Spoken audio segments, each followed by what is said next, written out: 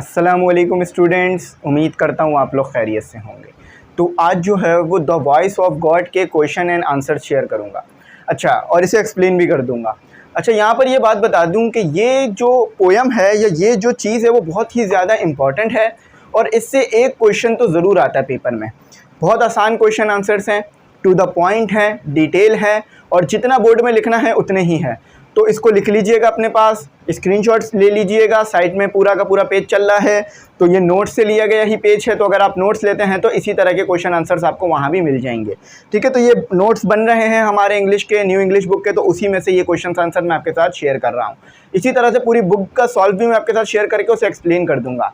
सिर्फ नोट्स आपको मिल जाए फ़ायदा नहीं है, तो इसलिए इनका एक्सप्लेन करना भी बहुत ज़्यादा आपको ज़रूरी है। ग्रुप में ऐड होना चाहें तो आप ग्रुप में ऐड हो सकते हैं।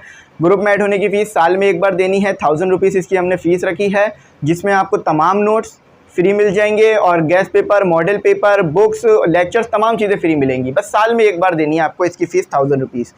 चलें अभी जो है इसको शुरू करते हैं। और आपको अगर ये चैप्टर नहीं पढ़ा है तो पहले चैप्टर पढ़ लीजिएगा। लिखिएगा the voice of God ME English centre, ये आपको मिल जाएगा। अच्छा, सबसे पहले जो है यहाँ पर लिखा हुआ है कि why did author climb the steeple. अच्छा, अब यहाँ पर आ जाते हैं सबसे पहले कि इस वर्ड का मतलब क्या है।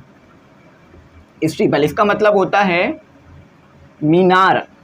ठीक है, मीनार, आपने मीनार देखा होगा ना, मीनार पाकिस्तान, इस तरह का एक मीनार। अच्छा, सीधा मीनार पाकिस्तान की बात नहीं कर रहा हूँ, मीनार की बात कर रहा हूँ। ठीक है, तो स्टीपल का मतलब है हमारे पास मीनार।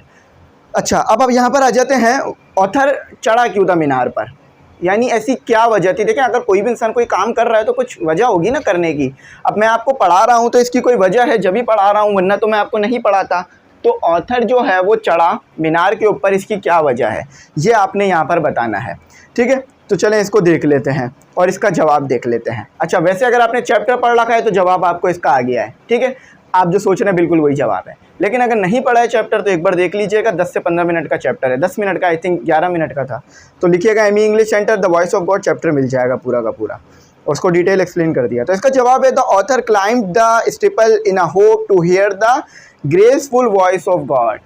तो यहाँ पर क्यों चढ़ा था वो मीनार पे, वो चाहता था कि वो खुदा की जो है वो आवाज़ को सुने, खुदा की आवाज़ को सुने, यानी खुदा की आवाज़ सुन सके। ठीक है, इसलिए चढ़ा था ना वो मीनार पे। तो यहाँ पर जब भी वो मीनार पे चढ़े थे, ठीक है, जो यहाँ पर हमारे पास ऑथर है उनके बारे में भी ऊपर इसमें मेंशन किया हुआ है, लेकिन उसके ऊपर मैं नहीं चाहता हूँ, सिर्फ क्वेश्चन आंसर्स को एक्सप्लेन करूँगा। तो मैंने उधर जो चैप्टर पढ़ाया था तो डिटेल में बात बताई थी, लेकिन मैं चैप्टर का हवाला नहीं देता हूँ, यहाँ डायरेक्ट समझा देता हूँ। ठीक है, ताकि जो बात नहीं समझ में आई है वो समझ में आ जाए। तो आवाज़ सुन सके से क्या मुराद है, ताकि वो गॉड से जो है यानी खुदा से बात कर सकें। ठीक है, इसीलिए वो मीनार पे चढ़े। क्योंकि यहाँ पर होता है ना कि अगर कोई चीज़, कोई जो है वो आप ऊपर चढ़ेंगे तो आसानी से आवाज़ सुन सकेंगे, तो इसीलिए वो ऊपर चढ़ा। अच्छा, जबकि आपको तो पता है कि खुदा तो हर जगह है, तो उसकी आवाज़ सुनने के लिए हमें ऊपर चढ़ने की ज़रूरत नहीं है। ठीक है, तो अब यहाँ पर देखते हैं, why did God tell him to go, why did God tell him to go down again. तो खुदा ने उन्हें क्यों कहा कि आप जो है वो लोगों में जाओ, यानी तुम लोगों में चले जाओ, क्यों कहा खुदा ने। तो जवाब इसका क्या है, God told him to go down again because he lives among the people and he has to spend his life while living in the midst of sea of the people। अच्छा, अब देखें क्या बात है, बड़ा ही ज़बरदस्त इसका जवाब है। तो खुदा ने क्यों कहा कि लोगों के दरमियान जाओ, तो खुदा ने लोगों के दरमियान इसीलिए कहा जाने के लिए कि खुदा जो है वो लोगों के दरमियान रहता है। देखें यहाँ पे लिखा हुआ है ना, यहाँ पे लिखा हुआ है कि यहाँ पे लिखा है हमारे पास कि लोगों के दरमियान जाओ, क्योंकि खुदा जो है वो लोगों के दरमियान है। God told him to go down again because he live among the people, वो रहता है लोगों के दरमियान।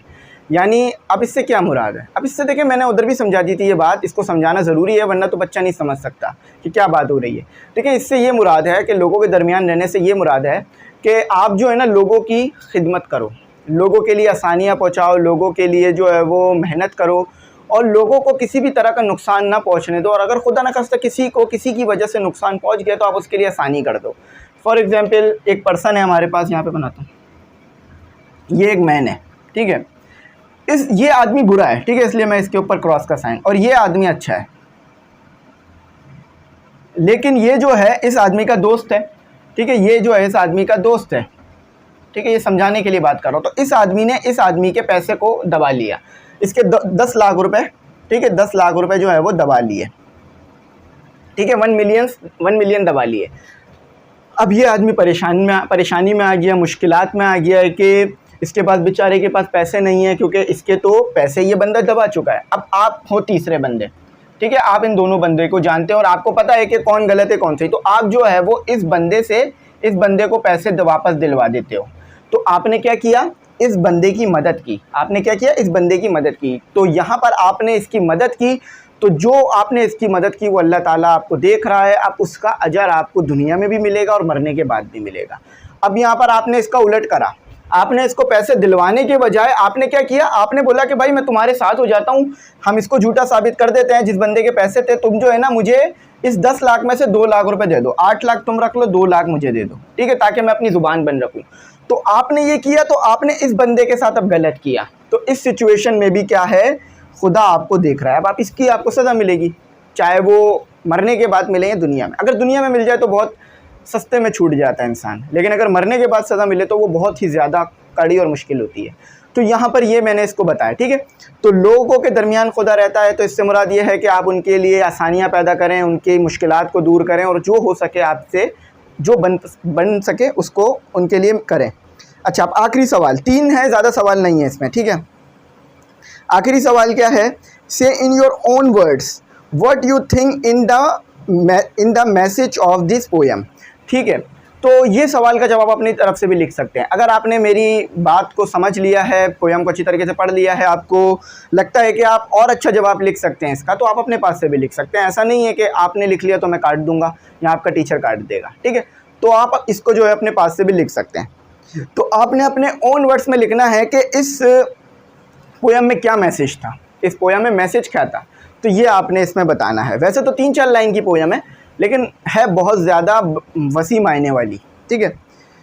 हाँ, तो यहाँ लिखा हुआ है कि the secret but strong message of the poem is that God is present everywhere. तो यहाँ पर एक छुपा हुआ लेकिन एक बहुत ही वसी, एक बहुत ही ताकतवर मैसेज ये है कि गॉड हर जगह मौजूद है। यानी अल्लाह ताला हर चीज़ को देख सकता है, अल्लाह ताला की दस्तूरत में हर चीज़ है। जब वो इतनी बड़ी दुनिया, ये जो पूरी कायनात है, इस पूरी कहकशा को बना सकता है, तो वो हर चीज़ को कंट्रोल कर सकता है। तो वो आपके अमालों को भी देख रहा है, ठीक है, आपके नेकियों को भी देख रहा है, आपके जो गलत काम है उसको भी देख रहा है, ठीक है। छुप के गुनाह करने से ये नहीं है कि वो गुनाह काउंट नहीं होता, दुनिया के सामने तो वो शायद गुनाह ना आए कभी ज़िंदगी में, लेकिन अल्लाह उस गुनाह को जानता है और बरोज़े क़यामत वो गुनाह आपको उसका सज़ा मिलनी है, ठीक है, और दुनिया में भी मिल सकती है। अच्छा, तो फिर आगे लिखा हुआ है कि and only that person would get success and attain a high position in the eyes of God who serve generously the best creation of God example the mankind. तो वही इंसान और वही लोग इस दुनिया में आला मुकाम पा सकते हैं अल्लाह ताला के नज़दीक, यानी अल्लाह ताला की नज़र में, जो कि लोगों की खिदमत करते हों। अब यहाँ से नज़र से क्या मुराद है कि अल्लाह ताला के वो नेक बंदे बन जाएंगे जो कि लोगों की खिदमत करते हैं। यानी अगर आपको अल्लाह ताला का नेक बंदा बनना है तो सबसे पहले आपको क्या करना है कि आपने लोगों को आसानियाँ पहुँचाना शुरू करनी है, ठीक है। आसानियाँ अगर नहीं पहुँचाएंगे लोगों को तो आप जितनी भी नेकी कर लें वो रायगा जा सकती है। क्यों? क्योंकि देखें, नेकियों का ताल्लुक़ तो आपसे है ना। अगर आप नेकियां कर रहे हैं लेकिन लोगों को नुकसान पहुंचा रहे हैं, उनका पैसा दबा रहे हैं, उनको तकलीफ़ दे रहे हैं, पैसा दबाना किसी का बहुत बड़ा गुनाह है, ठीक है। क्यों? क्योंकि अगर आप किसी का पैसा दबा लेते हैं तो वो बेचारा परेशानी में आ जाता है, उसके पास खाने को, पीने को, अपने बच्चों की फ़ीस भरने को, और दूसरे पैसों से वो बेचारा परेशान हो जाता है। तो कोशिश करें, ऐसा नहीं है कि लाख दबाना है, 10 लाख दबाना है या करोड़ दबाएगा तो अगर बंदा अरब दबाएगा तो ही गुनहगार है, नहीं, 1 रुपया दबाने वाला भी गुनहगार है। किसी का 1 रुपया भी अगर आप जानबूझ के दबा रहे हैं ना, आपको पता थी, आपसे कोई चीज़ खरीदने आया और वो चीज़ थी 10 रुपये की, आपने बेची 11 रुपये की, तो भी आपने उसके पैसे दबाए और ये भी एक गुनाह है, ठीक है। तो स्टिपल का मतलब मैंने लिख दिया था, मीनार है, और जेनरसली का मतलब होता है सखी दिली या सखाफ़त से पेश आने वाला, जो कि लोगों के लिए आसानियाँ करता है, जिसका दिल बहुत बड़ा होता है। तो यहाँ पर ये इसके स्ट्रॉन्ग मायने थे कि खुदा जो है वो लोगों के दरमियान मौजूद है, तो लोगों के लिए आप आसानियाँ पैदा करेंगे तो अल्लाह ताला की नज़र में, अल्लाह ताला के नज़दीक आपका जो दर्जा है, आपका जो रैंक है वो इम्प्रूव होगा, आप जो है वो और नेक बंदे बनेंगे, ठीक है। अच्छा, अब यहाँ पर ये हो गया। अब इसके बाद जो है द वाइस कैलिफ, इसको करेंगे, लेकिन आज की वीडियो में नहीं करूँगा, इसको नेक्स्ट वीडियो में कराऊँगा, ठीक है। इसके पहले सवालात करवाऊँगा, उसके बाद एक साथ ही तमाम एक्सरसाइज में इसके तमाम एक्सरसाइज सॉल्व करा दूंगा। तो आई होप आपको मेरी बात समझ में आई हो। अगर कुछ ना समझ में आया हो तो पूछ लीजिएगा, इंशाल्लाह गाइड कर दूंगा। अगर ये पोएम आपने नहीं पढ़ी है तो ये पोएम मैंने अपलोड कर दी है, आप लिखिएगा एमी English centre the voice of God, आपको ये पोएम मिल जाएगी। डिटेल में पोइट के बारे में भी बता दिया था, पोएम भी समझा दी थी, तो उधर सब समझ में आ गई होगी बात आपको।